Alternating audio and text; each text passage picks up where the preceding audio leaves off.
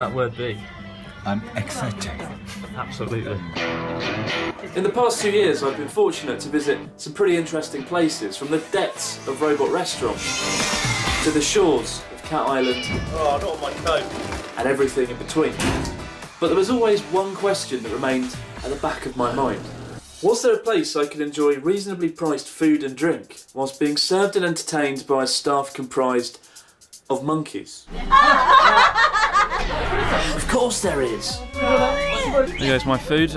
And it's as sexy as it is full of surprises.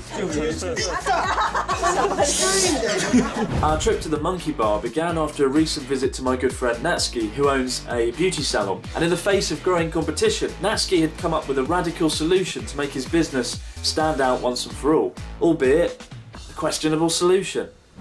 What are you thinking? I'm thinking monkeys. In the shop. Many. Little monkey, child monkey, Is big monkey. it It by very rare. is rare. Rare shop. Oh, it is rare, but it's rare for a good reason. How many monkeys are you thinking for one Maybe one beauty salon? 100. What the fuck? Major. I'm a major. How the fuck are you? Maybe start with one. It's only very rare. Rare shop. Having one monkey's rare. Having 100's just crazy. Crazy. Crazy. Yeah, you. One monkey. All right, one monkey. One monkey. I don't normally say it's a good idea, but this is a good idea. Maybe a good idea. Do you think? Maybe. And so Natsuki and I put our pocket money to good use once more and headed off to the city of Utsunomiya, an hour north of Tokyo, in search of a traditional Japanese-style pub where monkeys were said to perform and interact with customers, and see how it was done firsthand. And when you first walk through the doors of the Kayabukiya Tavern, it feels just like any other normal Japanese tavern. Well, except for the 300,000 or 400,000 pictures of celebrities and previous customers that had visited, and the television playing in the background, playing various clips from TV news stations all around the world that had visited. Oh, and what I like to call a monkey helicopter hanging from the ceiling. But apart from those things, it did feel pretty normal. Due to animal regulations, the monkeys could only work and perform for 2 hours. So for the first hour, the atmosphere was pretty nice, pleasant, relaxed. I want a monkey. We all want a monkey. Easier said than done. Easy business. And it made it all the more surprising when, at 8 o'clock, 3 monkeys stumbled out and all hell broke loose.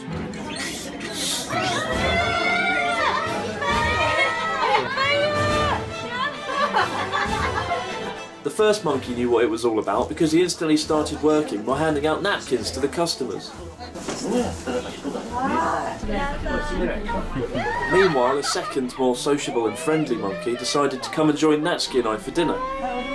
Although to my horror, I realised our newfound friendship was a pack of lies as he started eating my dinner. Here's my food.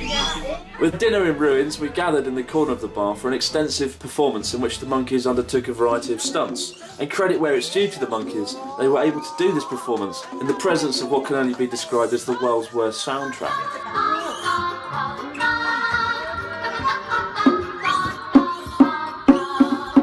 And during the performance, we witnessed the monkeys undertake a variety of stunts, including walking on wood,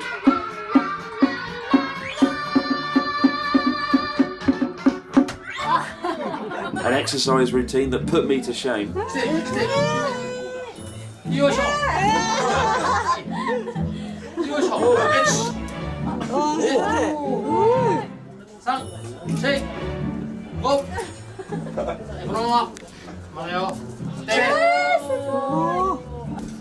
Can you do that? I can. And things got really exciting after we witnessed some kind of monkey death match, which in hindsight might have actually been real.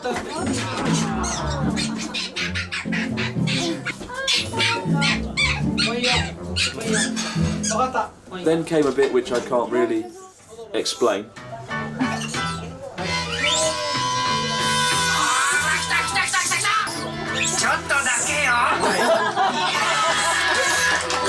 So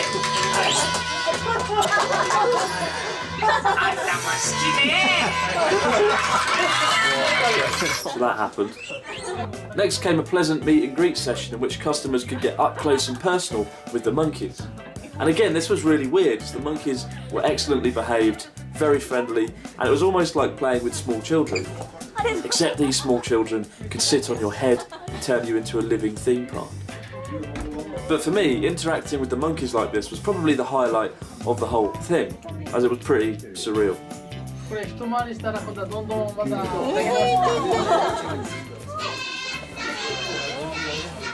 What's your favourite song? Oh, yes.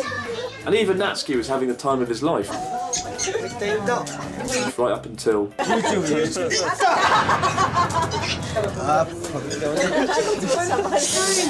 which, to be fair, was pretty funny. Painful. But one thing struck me while we were there, and that was the relationship between the monkeys and their owner. It felt almost like watching a family. It was less of a owner-pet relationship and more like a guy playing with his children, who were monkeys.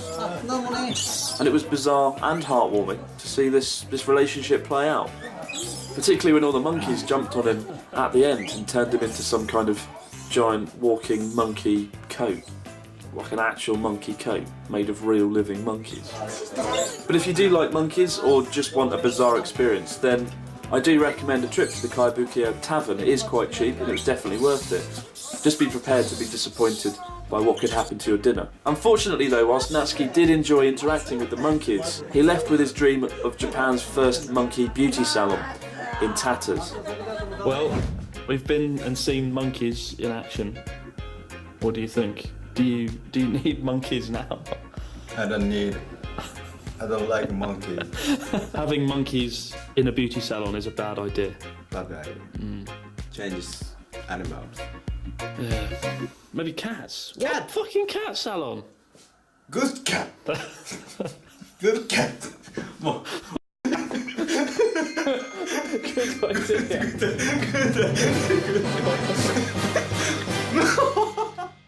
The best thing about this band is the simplicity. I'll just use my mouth, my voice percussion, and you can do the singing. You can be the lead singer. Yeah. Very good. Let's try.